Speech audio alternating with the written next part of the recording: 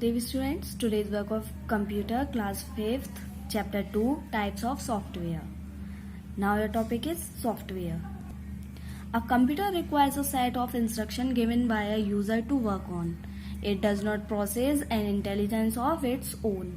जो सबको पता है, अगर हमारा कंप्यूटर वर्क करता है तो वो अपने आप वर्क नहीं करता अगर जब तक यूजर उसको अपने इंस्ट्रक्शन नहीं देगा, कोई भी इंस्ट्रक्शन नहीं देगा तो हमारा कंप्यूटर वर्क नहीं कर पाएगा.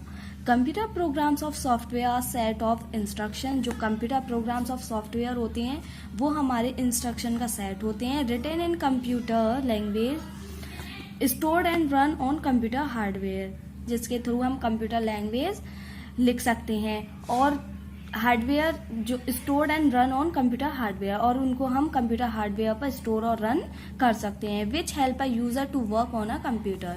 तो इसकी हेल्प से यूजर जो है कंप्यूटर पर वर्क कर पाता है. Just like our brain controls all of our actions, a software gives all instructions to a computer to perform various tasks. A computer is useless without a software. जैसे कि हमारा brain जो होता है वो हमारे सारे एक्शंस को कंट्रोल करता है, ऐसे ही जो सॉफ्टवेयर होता है वो कंप्यूटर को इंस्ट्रक्शन देता है अलग अलग टास्क करने के लिए. विदाउट सॉफ्टवेयर कंप्यूटर जो है वो यूजलेस है. Software is of two types, system software and application software. Let us study about these. First is system software. As the name suggests, system software is a collection of programs that controls the overall computer system and its internal working. जैसे कि नाम से ही पता चल रहा है, system software जो है वो हमारे प्रोग्राम्स का कलेक्शन है जो कि हमारे कंप्यूटर सिस्टम के सारे इंटरनल जो भी वर्क होते हैं उनको कंट्रोल करता है. The data that be enter through input devices is read by the system software and also proceed information in transfer to the output device by system software only. The data we enter, जो भी data हम input device के through अपने computer में डालते हैं तो उसको जो कंप्यूटर होता है वो किसके थ्रू रीड करता है, सिस्टम सॉफ्टवेयर के थ्रू. और सिस्टम सॉफ्टवेयर के थ्रू आउटपुट डिवाइसेस ट्रांसफर करते हैं हमें जो भी इंफॉर्मेशन होती है वो. Usually system software is of 3 types. जो सिस्टम सॉफ्टवेयर हैं वो 3 टाइप्स हैं, operating system, language processor and utility software. First है आपका operating system. As per its name the operating system is required to operate a computer system. जैसा कि नाम से ही पता चल रहा है, जो ऑपरेटिंग सिस्टम है वो हमारे कंप्यूटर सिस्टम को ऑपरेट करने के लिए यूज होता है. And operating system not only controls all the activities of a computer system. ये जो ऑपरेटिंग सिस्टम होता है वो हमारे कंप्यूटर सिस्टम की सारी एक्टिविटीज को कंट्रोल नहीं करता है, but also acts like a bridge between the user and the hardware of the computer. ये जो ऑपरेटिंग सिस्टम होता है वो एक ब्रिज की तरह काम करता है यूजर और हार्डवेयर के बीच में. If there is a problem in the operating system we will not be able to work on a computer in proper manner. अगर हमारे ऑपरेटिंग सिस्टम में कोई प्रॉब्लम है तो हम अपने कंप्यूटर सिस्टम में प्रॉपर मैनर में वर्क नहीं कर सकते. Some popular operating system are Linux, Ubuntu, Unix, Mac OS, Windows XP, Windows 7, Windows 8 etcetera. ये सारे जो एग्जाम्पल हैं ये हमारे ऑपरेटिंग सिस्टम के हैं. There are many function perform by an operating system. हाँ, ऑपरेटिंग सिस्टम जो है वो कई फंक्शंस को परफॉर्म करता है. चलिए अब उनके बारे में पढ़ते हैं. Function of an operating system. Here are the main functions perform by an operating system.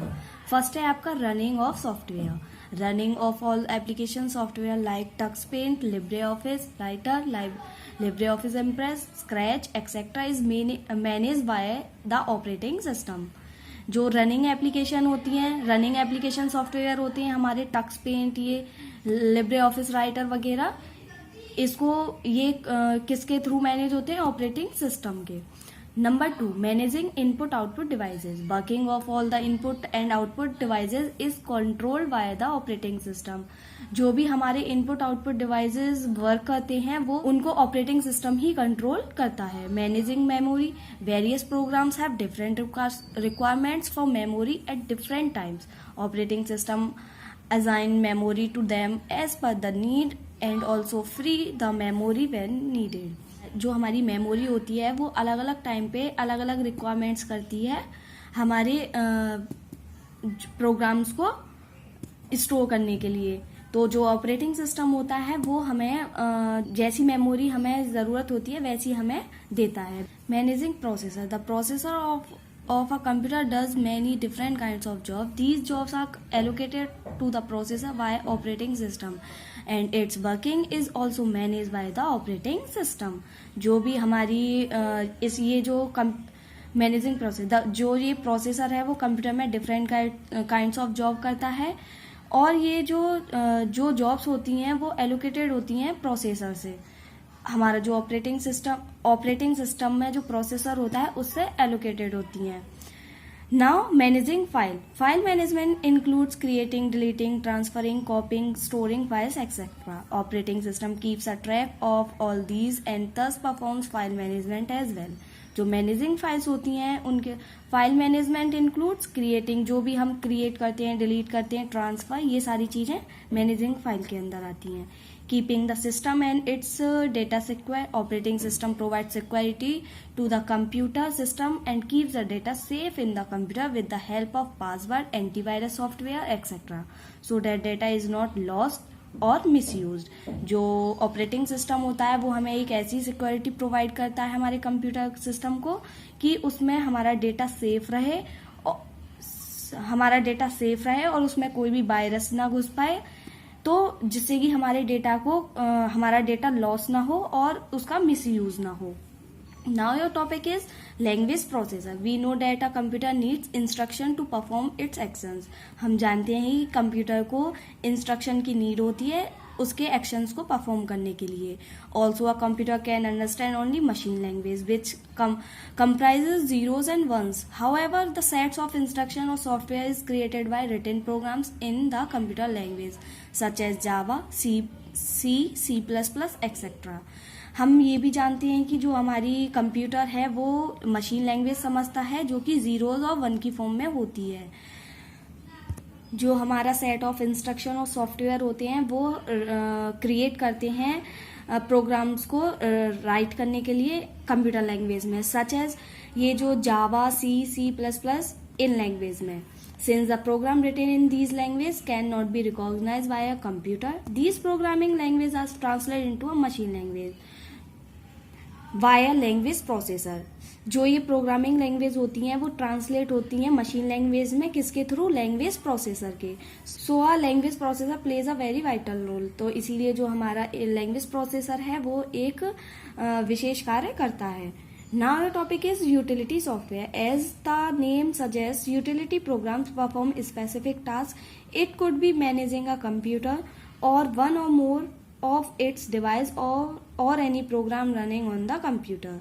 Some utilities are used to prevent virus attacks, to make a backup of data, to recover data that has been deleted by mistakes, and so on. These programs assist in a smooth functioning of the computer system and help it to perform better.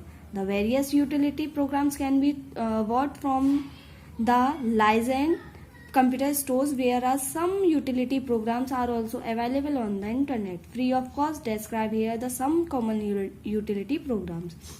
जैसा कि name से ही पता चल रहा है, utility programme जो हैं वो स्पेसिफिक टास्क परफॉर्म करते हैं और यूटिलिटी सॉफ्टवेयर के अंदर हम अपने डेटा को वायरस होने से बचा सकते हैं और अगर हमारा डेटा कोई बाई मिस्टेक डिलीट हो गया है तो हम उसका बैकअप ले सकते हैं। यूटिलिटी सॉफ्टवेयर होते हैं इनके अंदर स्पेशल फंक्शन होते हैं जिसके थ्रू हमारा कंप्यूटर जो है सेफ और सिक्योर रहता है। ये एक बेटर परफॉर्म करते हैं। चलिए अब इनके यूटिलिटी प्रोग्राम्स के बारे में पढ़ते हैं। फर्स्ट है आपका एंटीवायरस यूटिलिटी, सेकंड आपका बैकअप यूटिलिटी और तीसरा है आपका कंप्रेशन यूटिलिटी। जो हमारा एंटीवायरस होता है उसका वर्क क्या है कि जब हमारे कंप्यूटर में जो भी डेटा होता है, जब हमारे कंप्यूटर में कोई भी वायरस आ जाता है तो उस वायरस को रिमूव करने के लिए हम एंटीवायरस का यूज करते हैं। और बैकअप यूटिलिटी, जो बैकअप यूटिलिटी होता है अगर हमारा डेटा गलती से लॉस हो गया है हमसे या डिलीट हो गया है या सडनली क्रैश हो गया है या डैमेज हो गया है तो उसको रिकवर करने के लिए हम बैकअप यूटिलिटी का यूज करते हैं। और some example of such utilities are, हमारा जो यूटिलिटीज के एग्जांपल क्या है, CDs, DVDs, pen drive etcetera.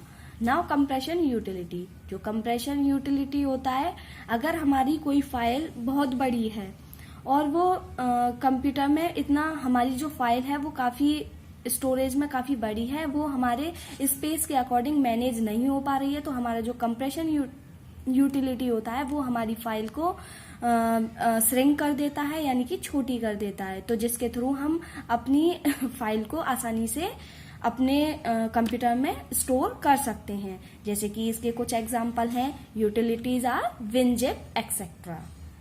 तो स्टूडेंट्स, आपका हाफ चैप्टर कंप्लीट हो गया है। आप इस चैप्टर की अच्छे से रीडिंग कीजिए, इसको समझिए। Thank you.